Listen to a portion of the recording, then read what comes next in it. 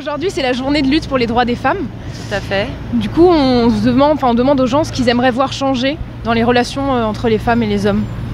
Alors c'est un sujet qui me touche beaucoup parce que c'est un sujet auquel je pense beaucoup.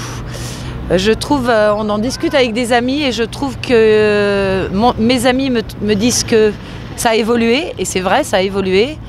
Si on part en arrière, droit de vote, droit d'avorter, droit de travailler, tout ça, c'est vrai que ça a évolué, mais moi, à mon goût, ça évolue trop lentement.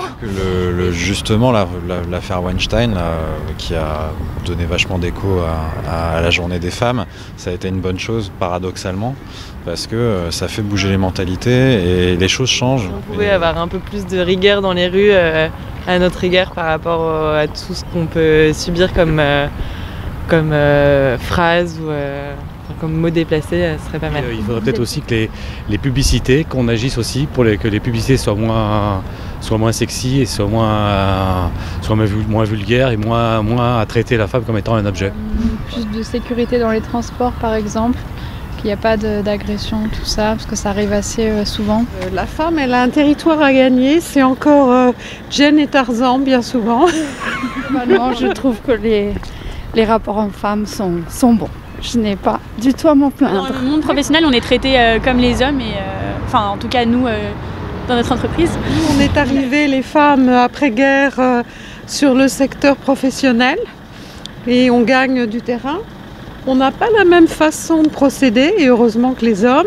Et c'est pour ça que je pense que l'on n'est pas toujours reconnu ou respecté. Ça, par contre, j'ai une petite fille qui va avoir 4 ans, et c'est vrai que ça m'a fait beaucoup réfléchir à comment je me comportais sûrement, mais surtout comment est-ce que je pouvais l'éduquer et finalement faire en sorte que son éducation soit pas embarque pas finalement d'éléments sexistes, quoi.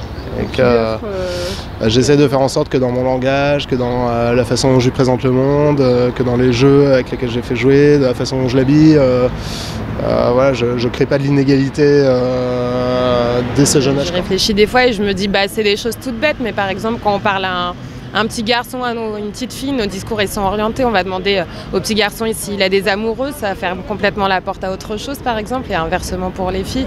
Je pense qu'on a tous des choses dans la tête qui sont ancrées et qui sont difficiles à dépasser, même si on se dit féministe et antisexisme. Le fameux sujet dont on parle beaucoup, c'est la charge mentale.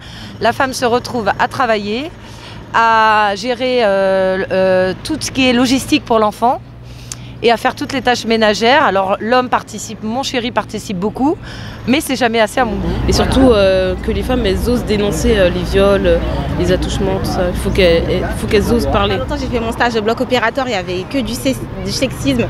Les chirurgiens ils font des soi-disant blagues, mais et à certains moments ça peut être chiant.